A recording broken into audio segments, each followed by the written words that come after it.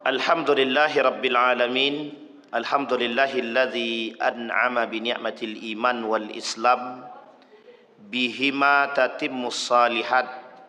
Ashhadu an la ilaha illallah wahdahu la syarika lah wa ashhadu anna Muhammadan abduhu wa rasuluh la nabiyya ba'da. Allahumma salli wa sallim wa barik ala hadzal nabiyyil karim. Allahumma salli ala Muhammad wa ala ali Muhammad fil alamin innaka Hamidum Majid. Ya ayuhan nasu attaqu rabbakum alladhi khalaqakum min nafsin wahidah wa khalaqa minha zawjaha wa batha minhuma rijalan katsiran wa nisaa'a wattaqullaha alladhi tasaaluna bihi wal arham innallaha kana 'alaikum raqiba. Wa qala Allah ta'ala ya ayyuhalladzina amanu taqullaha wa qulu qawlan sadida yuslih lakum a'malakum wa yaghfir lakum dhunubakum wa may yuti'illaha wa rasulah faqad faza fawzan 'azima. Puji syukur kehadirat Allah dengan mengucapkan alhamdulillahirabbil alamin. Berselawat kepada Nabi dengan mengucapkan Allahumma salli ala Muhammad wa ala ali Muhammad fil alamin innaka Hamidum Majid. Bapak Ibu sekalian yang berbahagia, mudah-mudahan Allah melimpahkan rahmat dan karunia-Nya kepada kita semua. Allah berkahi hidup kita, rumah tangga kita, puasa kita. InsyaAllah kita semua yang hadir husnul khatimah dan istiqamah dalam kebaikan dan ketaatan kepadanya. Amin ya rabbal alamin. Bagi orang tua kita yang telah mendahului kita, selalu kita berdoa semoga Allah tempatkan di tempat terbaik di sisinya, Allah terima amal ibadahnya, Allah kumpulkan bersama orang-orang yang saleh.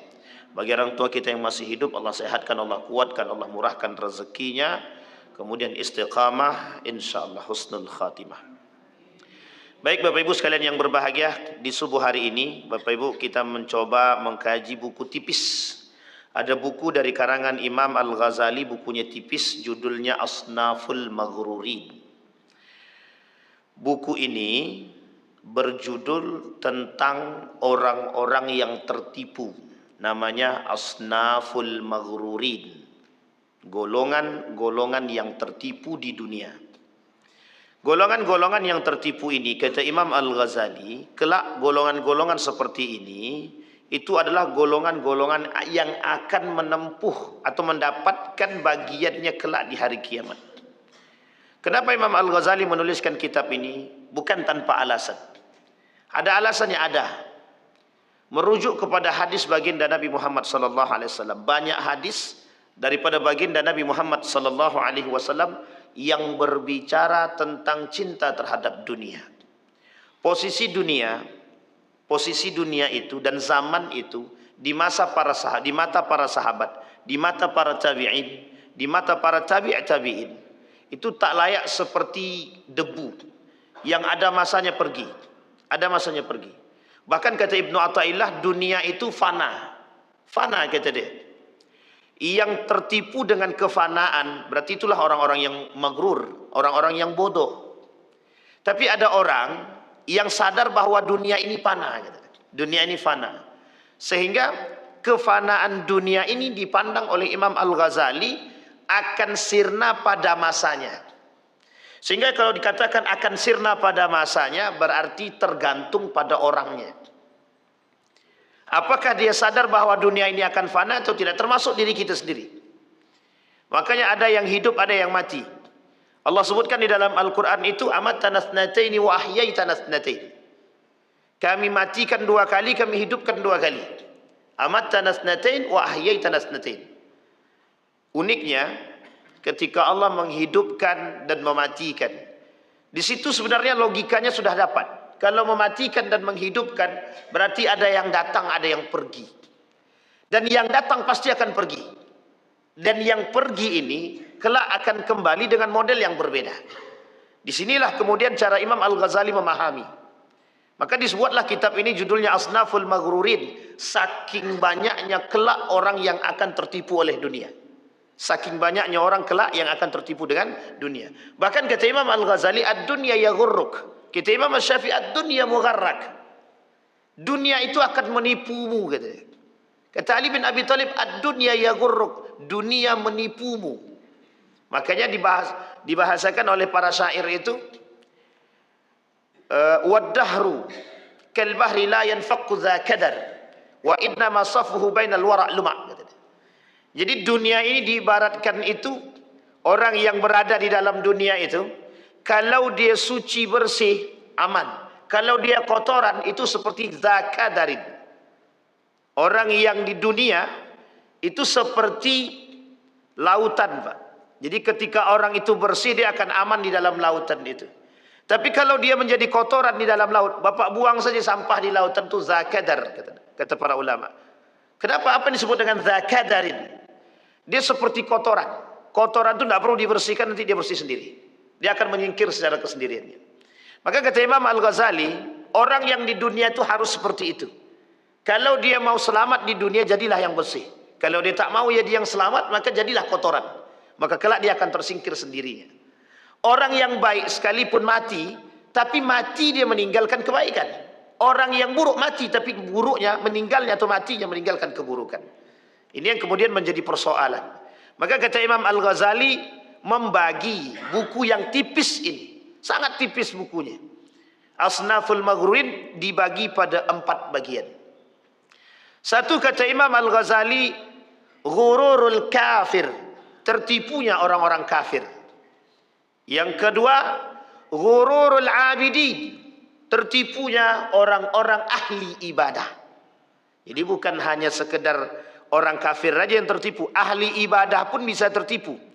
Saking menikmati ibadahnya, dan itu bisa membuat dia tertipu. Kemudian itu yang kedua. Yang ketiga, ada disebut dengan ghururul ulama. Ghururul ulama. Kalau bahasa lainnya, ini ada kaitan dengan ulama yang tertipu. Ulama yang tertipu dengan dunia. Itu yang ketiga. Kemudian ada namanya ghururul mutasawwifin. Tertipunya orang ahli tasawuf. Nah, ini lain lagi ceritanya. Dan ini kemudian oleh Imam Al-Ghazali dibagi. Nah, dalam poin yang pertama kata Imam Al-Ghazali, ada namanya ghururul kafir. Tertipunya orang kafir. Tertipunya orang kafir kata Imam Al-Ghazali terbagi pada 2 hal. Kata Imam Al-Ghazali, tertipunya orang kafir terbagi pada 2 hal. Yang pertama, ghururul kafir bid dunya. Tertipunya orang kafir dengan dunia. Ini penting untuk dipahami. Bapak Ibu sekalian yang berbahagia, ada pertanyaan kepada kita begini. Kenapa si anu itu tidak Islam tapi kaya dia? Enak hidupnya. Karena hidupnya cuma di dunia. Karena di akhirat dia tak punya tempat. Kata Imam Al-Ghazali, orang kafir itu hidupnya di dunia. Di akhirat dia nggak punya tempat. Dan ini tipu daya yang harus diberikan kepada mereka. Maka apapun yang mereka minta di dunia Allah kabulkan.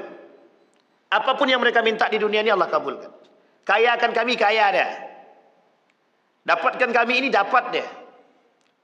Berarti kami harus seperti mereka, Pak. Ya, kafir dulu. Kan tidak mungkin kita kafir duluan untuk menjadi kaya itu. Karena mereka tidak percaya dengan konsep Tuhan, itu tidak percaya. Orang kafir tidak percaya dengan Tuhan. Sehingga disebutlah namanya kafir. Itu arti daripada nama dia kafir, menutupi. Saking tak percayanya kepada Tuhan, dia tutupi diri dia daripada kebenaran tersebut. Maka disebut dengan kafir. Nah, orang yang menutupi diri dia daripada kebenaran dan menutupi diri dia daripada Tuhan, dalam bahasa Arab disebut dengan kafara, menutupi. Cover buku. Itu kan dah jadi bahasa Inggris. Dari bahasa Arab jadi bahasa Inggris. Cover. Itu bahasa Inggris cover. Bahasa Arabnya apa? Kafir. Au kafara. Artinya apa? Menutupi. Yang ditutupi apa? Diri dia. Yang ditutupi adalah diri dia. Yang ditutupi apa? Kebenaran. Dan ada orang yang bersama orang kafir yang juga ikut menutupi diri dia daripada kebenaran. Namanya nifaq, munafik. Dan itu orang yang juga ikut menutupi diri dia daripada kebenaran. Tapi uniknya tidak seluruhnya, sebagian. Nu'minu bi ba'di wa nakfur bi ba'd. Beriman kepada sebagian ayat Al-Quran dan kafir kepada sebagian ayat Al-Quran. Nah, kembali kepada poin tadi Bapak Ibu. Kita ambil poin yang pertama. Kata Imam Al-Ghazali, poin yang pertama adalah ghururul kafir. Tertipunya orang-orang kafir. Fa awwalu ma nabda bihi ghururul kafir wa huwa qisman. Dan dia terbagi 2. Minhum man gharrathul hayatud dunya. Di antara mereka ada yang tertipu akan dunia. Nanti ada ilajuhu, bagaimana cara menyelamatkannya. Kemudian yang kedua, wa minhum man gharrahu billahil gharur, yang memang ditipu oleh Allah. Sengaja Allah buat, Allah tipu daya mereka. Ada orang kafir yang tertipu dengan dunia, ada orang kafir yang memang ditipu oleh Allah dan sengaja ditipu. Wa amal ladzina gharrathumul hayatud dunya wa humul ladzina qalu an-naqdu khairun minan nasi'ah. Ini singkatnya dulu. Kata Imam Al-Ghazali, adapun orang yang tertipu, orang kafir yang tertipu dengan dunia tadi, mereka katakan, ini dikatakan sama mereka, sama Imam Al-Ghazali, an-naqdu khairun minan nasi'ah. An-naqdu itu apa artinya? Harta, Pak. Fulus, duit. Jadi pikiran dalam otaknya orang kafir itu, kalau ndak duit, ndak ada. Duit, duit, duit, duit. Sekarang saya kasih tahu Bapak Ibu, ini ndak rasis ya. Begitu memang keadaannya. Apa yang dilakukan oleh sebagian golongan gitu. Kita ambillah cara hidupnya Cina. Bagaimana filosofi Cina itu? Seperti itulah, Pak. Bagaimana filosofinya orang ekonom barat, begitu, Pak. Bapak Ibu kalau belajar ekonomi, itu ada buku ekonomi itu, arti ekonomi itu mencari keuntungan sebesar mungkin. Mau halal kek caranya, mau haram kek ndak mikir. Yang penting kami untung. Kalau kami jualan tidak untung, berarti itu tidak jualan. Kalau kami berbisnis tidak untung, berarti tidak bisnis. Jadi dalam pikiran itu cuma satu pikirannya, untung, untung, untung, untung. Maka bahasanya an-naqdu khairun minan nasi'ah. Tidak ada yang lebih baik di dunia ini selain daripada harta, itu tidak ada. Makanya kenapa orang hari ini berlomba-lomba pengen kaya, karena dalam prinsip mereka an-naqdu khairun minan nasi'ah. Dan uniknya umat muslim ikut-ikutan. Umat muslim kaya itu apa hukumnya? Wajib. Umat muslim kaya hukumnya wajib. Ya wajib di sini ketergantungan ya Bapak Ibu. Jangan dipahami, oh berarti kami harus kaya. Bukan. Arti wajib di sini agar umat muslim itu tidak injak orang. Kenapa Nabi? Kalau orang bilang Nabi itu miskin. Kalau saya salah Pak, Nabi itu tidak miskin. Nabi itu kaya. Kalau miskin tidak mungkin mahar dia itu 40 ekor. Unta itu tidak mungkin. Tapi cara Nabi untuk mendapatkan harta itu dengan cara yang halal. Kaya tapi dengan cara yang halal. Bukan berarti Nabi memikirkan dunia, bukan. Tapi bagaimana Nabi memberikan contoh kepada kita, umat muslim itu harus kaya, tapi cara kayanya dengan cara yang benar. Bukan salah. Tapi para sahabat ada yang miskin, Pak Ustaz, sengaja memiskinkan diri. Karena ada hadis Nabi mengatakan, orang miskin cepat masuk surga. Kenapa orang miskin cepat masuk surga? Hisapnya sedikit. Nah, jadi Bapak Ibu, kenapa Abdurrahman ibn Auf pengen miskin itu? Itu salah satu alasannya adalah karena biar cepat dihisapnya. Cuman kan tidak miskin-miskin. Pohon kurmanya banyak. Ada orang jual kurma busuk, saking pengennya miskin, dibeli tuh Pak. Kurma busuk itu tadi dengan harga yang tinggi. Disimpanlah di gudang. Ini karena keinginan jadi orang miskin. Karena merujuk kepada hadis Nabi, orang miskin cepat masuk surga, hisapnya sedikit. Tapi setelah dia dapat kurma busuk tadi, disimpan di gudang. Ditaruhnya Pak di gudang. Karena sudah dibelinya. Singkat cerita, datang tetangga, negara tetangga sedang dilanda penyakit yang obatnya cuma satu daripada kurma busuk. Dibeli 3 kali lipat. Jadi tak jadi miskin. Itu kalau orientasinya Tuhan, kalau orientasinya Allah. Sekarang kan tidak. Orientasinya bagaimana mendapatkan keuntungan yang besar, itu konsep ekonomi. Berbeda dengan konsep ekonomi Islam. Itu berbeda jauh. Karena konsep ekonomi Islam ada rambu-rambu yang tidak boleh dilabas, yang tidak boleh dilibas, yang tidak boleh diterobos. Kita ambil contoh misalkan trading, pasar saham. Itu adalah satu perbuatan atau satu program dan proyek yang sudah zahir. Sebutlah namanya yang paling terkenal, misalkan George Soros, John Perkin. Ini kalau yang ahli ekonomi mesti tahu. John Perkin itu sampai diwawancara. Kenapa pasar saham itu ada? Yaitu sengaja dibuat. Sengaja dibuat. Siapa yang buat? Orang Yahudi. Apa tujuannya? Penguasaan ekonomi. Jadi cara menguasai ekonomi paling cepat itu dengan bermain pasar saham. Sehingga hari ini banyak pasar saham itu banyak. Muncul pula pasar saham syariah namanya. Nah, bentar lagi ada kontraktor syariah, laundry syariah, ada ojek syariah. Nah, itu bisa saja, sangat mungkin terjadi. Kenapa demikian? Karena ini dia poinnya, Pak. Orang tertipu dengan dunia. Kata Nabi, jangan salah. Hubbud dunya ra'su kulli khati'atin. Cinta terhadap dunia itu pusat permasalahannya di situ. Orang yang cinta terhadap dunia itu pusat permasalahan, kata Nabi. Ra'su kulli khati'atin. Makanya kalau orang sudah cinta terhadap dunia, orang sudah cinta terhadap harta, Pak.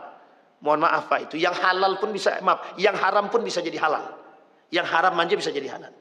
Coba bayangkan, seorang pemuda hidup pada masa Harun ar-Rasyid dengan seriusnya, Pak, pengen cepat kaya. Setelah dia mencoba mengemis, apa kata dia? Ternyata mengemis itu lebih mudah dapat duit. Sehingga pemuda ini melakukan ngemis setiap hari, Pak. Rumahnya bertingkat, orangnya kaya, punya kuda, punya onta.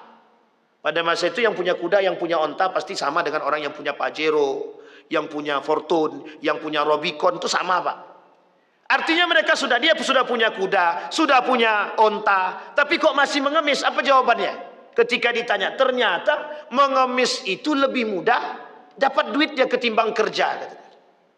Kerja belum tentu ada yang beli kalau berdagang, tapi kalau mengemis sudah jelas dapat. Setelah dia keliling dari pasar ke pasar, ternyata dikumpulkan pendapatannya banyak. Apa kata dia? Lebih baik aku mengemis daripada kerja. Coba bayangkan, ketahuan sama Harun ar-Rasyid, kemudian dimiskinkan oleh Harun ar-Rasyid.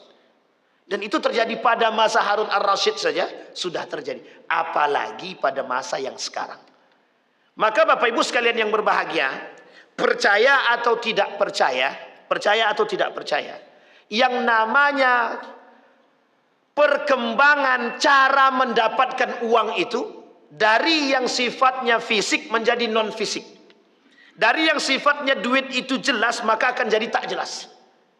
Maksudnya bagaimana, Pusat? Nah, hari ini kita pakai uang kertas, besok kita pakai uang elektronik namanya. Dan itu sudah menjadi cara untuk menguasai dunia ini oleh kaum Yahudi. Itu difikirkan bagaimana caranya, dicari celahnya, Pak. Ada namanya dulu Bitcoin. Dan itu akan menjadi proyek untungan. Kata Ustaz Mustafa Umar dalam diskusi kami, kata beliau, suatu masa akan terjadi namanya duit digital. Jadi duit digital ini orang tak lagi pakai uang kertas. Orang tak pakai lagi transaksi. Sekarang tuh udah begitu, Pak. Pergi ke mall pakai kiris, masih mending kiris kan. Tapi kalau pakai yang lain, di Saudi juga sudah pakai, bukan kiris tapi ada nama yang lain.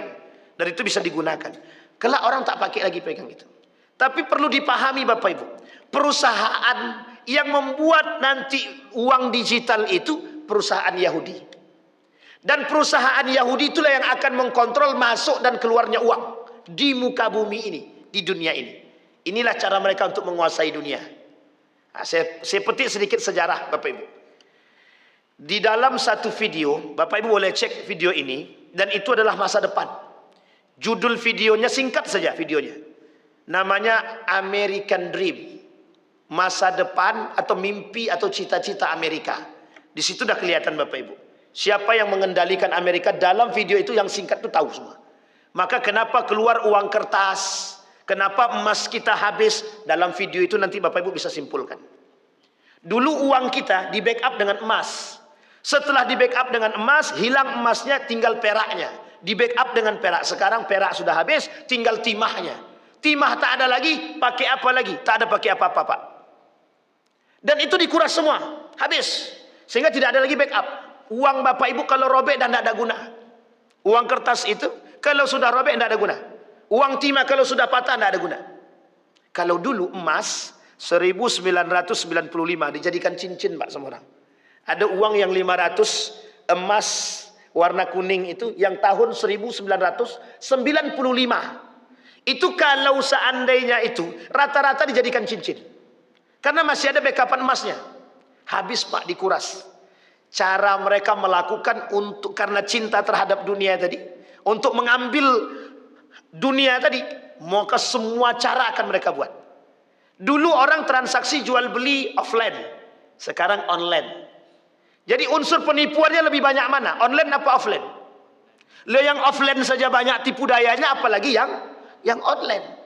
Jadi kalau Bapak Ibu hari ini membeli online kemudian ditipu orang, tidak usah menggerutu. Karena memang sudah sunnahnya begitu. Pasti akan ada tipu daya dalam transaksi jual beli itu. Apalagi kalau transaksi jual belinya online. Sangat mudah, Pak. Mau protes kemana? Mau protes ke Shopee, mau protes ke waralaba yang lain dan lain sebagainya. Tidak bisa, Pak. Kita tidak bisa protes. Kalaupun protes kita hanya lewat WA. Lah kalau diputuskan WA-nya selesai. Kita tidak bisa ngapa-ngapain. Padahal dalam transaksi jual beli ada sunnah yang harus ditingkatkan. Sunnahnya apa? Tawar menawar. Bapak masuk mall, boleh tidak tawar menawar? Tapi kalau Bapak masuk di pedagang yang ada di luar, Bapak tawar serendah mungkin. Kalau bisa, gratis-gratis. Nah, coba bayangkan. Jualan gorengan pun masih bisa ditawar. Gorengan 1.500, 1.000 aja lah, Pak. Nah, coba bayangkan. Orang yang jual pedagang kaki lima, itu keinginannya cuma satu. Bisa makan saja sudah cukup. Orang yang di mall, Pak, itu tidak cari makan. Di mall itu tidak cari makan. Di mall itu untuk pengembangan ekspansi. Yang punya tidak ada di situ. Yang di situ tuh pekerja semua. Sementara pedagang kaki lima yang ada di sini, itu mereka semua yang punya. Dan yang penting anak kami sekolah, yang penting kami bisa makan. Tapi yang di sana enggak. Sama dengan Indomaret dan Alfamart. Pertanyaannya, Alfamart dan Indomaret itu untuk apa? Cari makan kah? Cari hidup kah? Untuk anak sekolah kah? Atau untuk ekspansi dia? Begitu, Pak. Cara berpikir. Artinya apa? Kembali kepada poin tadi. Kata Imam Al-Ghazali, itu dia yang disebut dengan tipu daya dunia itu begitu. Dan diberikan kepada orang kafir. Makanya di orang Cina itu, Pak. Ini saya kasih tahu satu, Pak. Dalam buku Cina itu, tapi sudah diterjemahkan dalam bahasa Indonesia. Salah satu yang harus dilakukan oleh anak muda Cina itu adalah berdagang. Sampai bank Cina itu akan berikan bunga yang serendah-rendahnya. Serendah-rendahnya. Pokoknya kalian boleh pinjam kepada bank Cina nih, dengan bunga yang serendah-rendahnya, dengan catatan Anda berdagang. Dengan catatan Anda berdagang. Hanya diberikan kepada orang-orang mereka dengan serendah-rendahnya. Tapi ke yang lain tidak. Makanya hutang kita tidak selesai-selesai. Hutang kita ini tidak akan selesai, Pak. Sulit selesainya. Kenapa? Sudah banyak. Kasusnya sudah banyak. Dan kembali kepada poin. Karakter orang yang hubbud dunia, cinta dunia dan ditipu oleh dunia ini, karakternya rakus. Apa namanya Bapak Ibu? Rakus. Ini tidak enak kalau sindir-menyindir subuh-subuh ini kan tidak enak ya.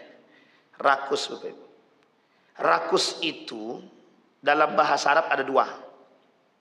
Dalam kitab Al-Mawsu'ah Al-Akhlaqiyah. Apa kata dalam kitab tersebut? Yang namanya rakus itu ada dua. Satu tamak, yang kedua hirsun. Kata para ulama, arti hirsun itu asyaddu minat tamak. Hirsun itu rakus, tapi rakusnya dia lebih rakus daripada tamak itu sendiri. Kira-kira kalau tamak itu sudah rakus atau belum? Orang tamak itu sudah rakus atau belum? Sudah rakus. Ada yang lebih rakus daripada itu. Namanya hirsun. Kalau boleh kita sindir sedikit, kita sindir sedikit lah. Kasus Pertamina misalkan, 968 triliun misalkan. Itu kan kasus yang unik itu, Pak. Sekarang saya tanya sama Bapak Ibu, 1 triliun saja, tidak usah jauh-jauh 900, 1 T saja, kira-kira 1 triliun, itu bisa menghidupkan berapa banyak orang miskin? Berapa banyak, Pak? 1 T.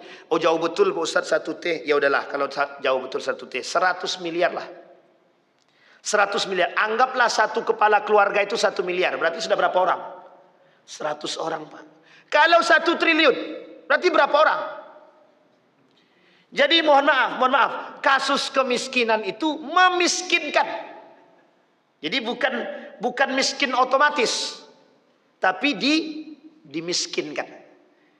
Dan Bapak Ibu tahu salah satu harapan kaum Yahudi, dia ada 2 harapan yang terpenting dari kaum Yahudi itu, Pak. 2. Ini Yahudi ya, bukan bicara Bani Israel, tapi Yahudi. 2 Pak harapannya. 1 memiskinkan, yang kedua mempunahkan.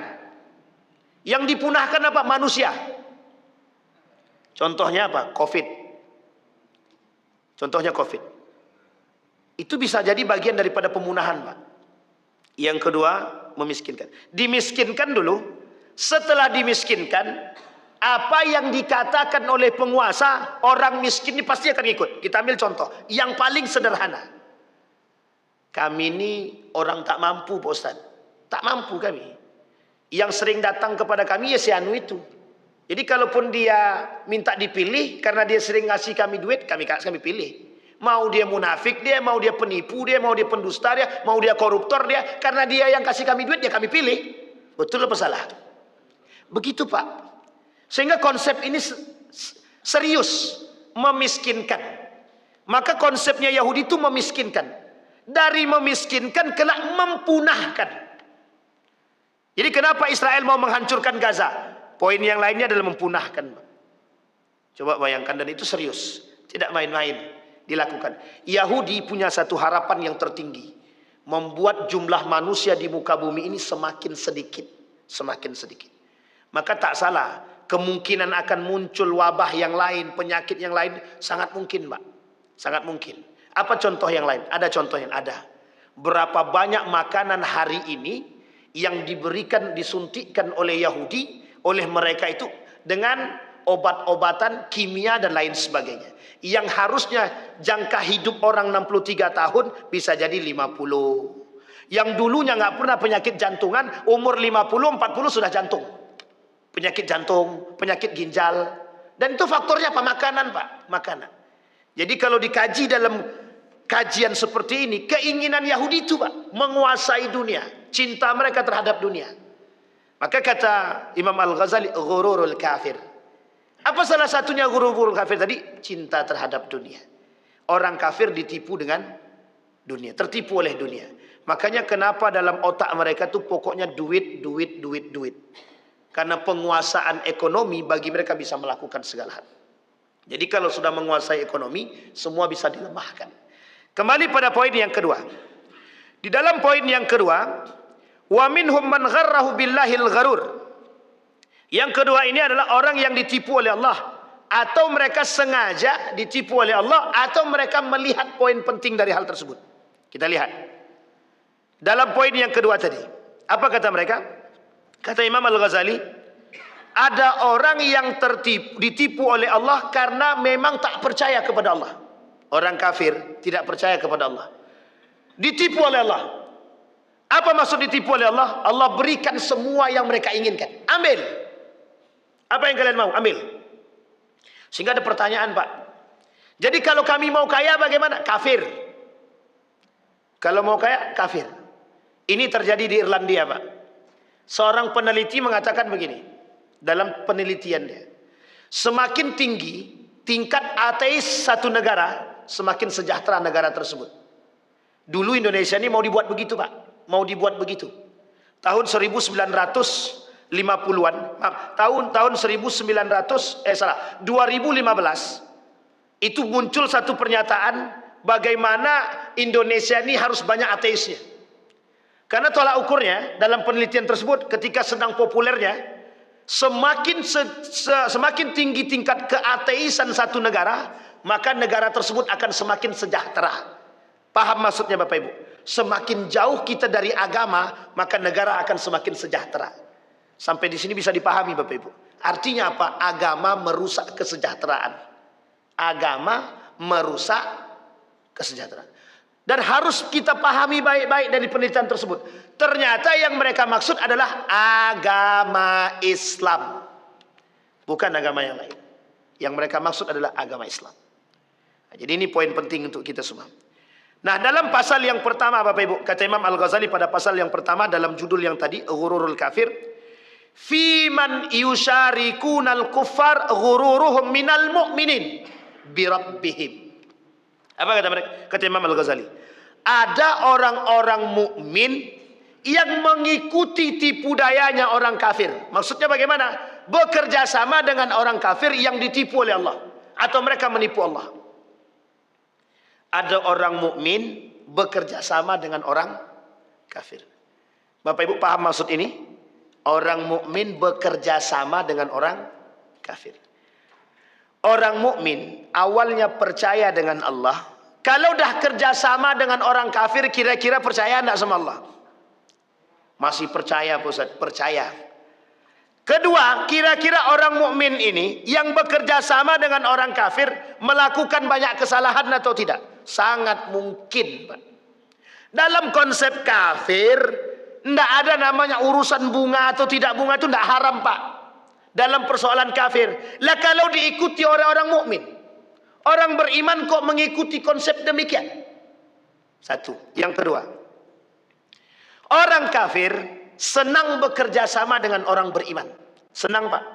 Kenapa? Karena orang beriman itu punya aturan. Tapi mereka tidak pakai aturan. Artinya apa? Ketika berurusan dengan orang beriman, mereka aman. Tapi ketika orang beriman yang berurusan dengan orang kafir, maka kita harus ngikuti main dia. Dan ini terjadi. Bapak Ibu boleh lihat dengan kaya liciknya mereka berbisnis, siapapun mereka, orang-orang kafir itu. Mau Cina, mau Amerika dan lain sebagainya, itu adalah tujuan mereka. Komunis misalkan, kita ambil contoh, komunis. Komunis itu kalau berdagang udah gitu, Pak. Tidak ada dia, mau Anda hidup atau tak hidup terserah. Yang jelas kami untung. Kalau Anda mau untung, tidak untung, terserah, tak urusan kami. Nah, itu dia yang kedua. Yang ketiga, orang mukmin yang bekerja sama dengan orang kafir dalam urusan yang tidak dicintai oleh Allah. Orang mukmin bekerja sama dengan orang kafir dalam urusan yang tidak disukai oleh Allah. Kita ambil contoh. Yang punya, misalkan, yang punya perusahaan bir bintang, itu orang Cina atau orang Amerika atau siapa yang punya? Yang tukang jual siapa? Orang mukmin, orang Islam yang jual, Pak. Orang jual. Uniknya lagi bukan hanya jual. Kenapa kok miras ini tak bisa dihabiskan? Tak bisa diberantas? Mungkin ada kerjasama, bisa jadi. Antara siapa dengan siapa kita nggak tahu. Kalau seandainya tidak ada kerjasama, harusnya mudah dong untuk dibasmi. Kok sampai sekarang tak bisa dihabisi? Bahkan uniknya, mereka jualan buka-bukaan, Pak. Ada salah satu swalayan di Bukit Barisan itu, pada tahun baru semalam, ditaruhnya bir bintang itu di depan toko, Pak. Di depan toko tuh bir bintang ditaruhnya. Jual di diskon lagi. Itu bir bintang, Pak. Coba bayangkan. Itu artinya apa? Terang-terangan, Pak. Jual barang kayak, kalau jual barang yang haram begini bisa terang-terangan, ada apa? Titik. Pertanyaan tuh. Ada apa? Jadi kenapa kemungkaran susah dihapus, dibasmi? Bagaimana tidak orang mukmin bekerja sama? Hiburan malam misalkan. Siapa yang punya hiburan malam itu? Siapa yang punya? Kenapa nggak bisa ditutup? Kenapa nggak bisa disegel? Ya mungkin ada kerjasama. Kalau ada kerjasama susah untuk mensegel. Oh mungkin dana dari mereka, ya susah untuk mensegel. Kalau dana dari mereka, nah, ini penting untuk dipahami. Maka orang beriman, kalau bekerja sama, orang beriman, kalau bekerja sama dengan orang kafir dalam urusan-urusan yang seperti itu, orang beriman tersebut bisa dikatakan munafik. Keluar daripada keimanannya, dia menjadi orang yang munafik. Nifak. Sampai di sini bisa dipahami Bapak Ibu? Sebelum kita tutup, ada bisa dipahami Bapak Ibu? Ada pertanyaan sampai di sini? Aman? Banyak yang tertipu? Ini belum, ini masih ghururul kafir. Nanti yang banyak tertipu pada poin yang kedua, ghururul abidin. Tertipunya orang-orang ahli ibadah. Baik, itu pasal yang pertama. Kemudian ada pasal yang kedua. Nah, ini poin penting juga. Wahum man yattaqiluna ala afwillah wa yuhmiluna al-amal. Ada orang mukmin bekerja sama dengan orang kafir. Ini orang mukmin bekerja sama dengan orang kafir. Allah mengancam hidupnya orang-orang mukmin yang bekerja sama dengan orang kafir bertujuan untuk menghancurkan orang beriman. Apa jawaban orang mukmin yang bekerja sama dengan orang kafir? Jawabannya, kalaupun kami nanti bermaksiat, kan tinggal minta ampun. Sampai di sini paham Bapak Ibu? Ini bagian daripada ghururul abidin juga. Banyak sekarang ini Bapak Ibu, orang biasa melakukan kemungkaran dan dosa dan kemaksiatan itu karena yang difikirkan dia cuma satu, Allah kan Maha Pengampun. Jadi kalaupun kami bermaksiat, kami tinggal minta ampun sama Allah. Kalau kami minta ampun sama Allah, pasti Allah maafkan. Jadi sekarang puas-puaskan dulu bermaksiat. Coba bayangkan, puas-puaskan dulu bermaksiat, nanti baru minta ampun. Pertanyaannya, kita tahu sampai kapan kita hidup? Karena kita tak tahu sampai kapan kita hidup, itulah poinnya. Kenapa perintah Allah itu untuk bertaubat itu secepat mungkin. Tubu ilallah. Bertaubatlah kepada Allah, bertaubatlah. Karena kita tidak tahu Pak, kapan mati itu kita tidak tahu. Kata Imam Al-Ghazali, orang seperti ini banyak. Mereka berharap Ghafurur Rahim. Karena Allah Maha Pengampun, Maha Pengasih, pasti Allah ampunkan, pasti Allah kasihi. Makanya kata mereka, ya sudah, lebih baik kami bermaksiat sekarang, enak-enakan dulu bermaksiat ini, nanti kalau sudah tua kan capek bermaksiat, kembalilah kepada Allah. Kata dia. Ada yang berpikir demikian? Ada Pak. Ada yang berpikir seperti itu. Orang beriman, iya. Kenapa? Karena mereka menganggap Allah ini Maha Pengampun. Betul, Allah Maha Pengampun. Tapi tidak dengan bermaksiat terus-menerus kepada Allah. Dan kalimat selanjutnya itu wayuhmilunal amal. Orang seperti ini itu orang-orang yang suka meremehkan amal soleh. Orang yang suka meremehkan amal. Contoh orang yang suka meremehkan amal soleh itu Bapak Ibu, mohon maaf ya Bapak Ibu, jangan tersinggung. Orang yang meremehkan ibadah-ibadah sederhana. Nanti aja lah sholatnya. Sholat itu bisa kapanpun. Pokoknya kalau sudah bersih hati kami baru kami sholat. Kalau sudah bersih hati kami baru kami sholat. Kalau tak bersih hati kami, ya tidak akan sholat kami. Nanti aja lah berjilbabnya kalau sudah hati ini sudah cocok untuk berjilbab. Kalau belum cocok bagaimana kami mau berjilbab? Sampai sini paham ya? Nah, ini poin Bapak Ibu. Ini meremehkan amal namanya. Meremehkan ibadah. Berjilbab itu ibadah, sholat itu ibadah, puasa itu ibadah. Kenapa kok orang hari ini banyak yang tidak puasa? Kok ketika mereka tidak berpuasa kok biasa-biasa saja? Orang zaman dulu, orang tua-tua zaman dulu, kalau tidak berpuasa Pak, malu dia bergabung dengan orang puasa itu malu. Kalau sekarang tidak, terang-terangan mereka tidak berpuasa itu di depan umum. Biasa jadi makan, biasa jadi ngerokok. Kemarin itu siang. Di depan orang berpuasa, alasannya kami kerja Pak Ustaz. Makanya kami haus. Minum dia Pak, tanpa ada dosa. Sama sekali tak merasa dosa. Makanya apa yang ada dalam pikiran mereka, nanti kan bisa diganti. Nanti kan bisa bertaubat. Nanti kan bisa dibuat lagi. Kan masih ada tahun selanjutnya. Kan masih ada tahun selanjutnya. Bisa kami beribadah. Ini yang dikatakan oleh Imam Al-Ghazali, orang-orang yang meremehkan amal, orang-orang yang bermaksiat kepada Allah dan selalu menganggap bahwa afwullah, dan mereka yattakilun. Yattakilun itu artinya mereka meremehkan atau menganggap remeh urusan-urusan dengan Allah. Bisa kok kami taubat nanti. Nah, begitu. Baik Bapak Ibu sekalian yang berbahagia, sampai kita pada pasal yang kedua, yaitu ghurur asatul mukminin, atau menentang orang-orang beriman. Orang-orang beriman yang menentang Allah, orang-orang mukmin yang tidak sejalan dengan orang-orang yang beriman yang sesungguhnya. Mereka tertipu dalam urusan dunia, mereka tertipu dalam urusan kerjasama dengan orang-orang kafir, yang dengan bekerja samanya mereka dengan orang kafir tadi justru menjauhkan mereka daripada ibadah kepada Allah. Sehingga kata Imam Al-Ghazali, ditakutkan orang-orang seperti ini akan muncul di akhir zaman Pak. Ditakutkan orang-orang seperti ini akan muncul di akhir zaman. Kelak Bapak Ibu, lebih banyak orang akan mendukung Amerika ketimbang mendukung umat muslim. Bapak Ibu boleh lihat nanti, mana yang paling nampak, Israel kah dengan Amerikanya, atau Gaza kah dengan orang berimannya. Kita lihat nanti Bapak Ibu. Dan ini adalah poin akhir daripada yang disampaikan oleh para ulama yang membahas tentang akhir zaman. Kelak orang hanya banyak melihat kepada kekuatan Israel dan Amerika ketimbang Gaza yang kecil dan sedikit. Itu sebabnya satu saja.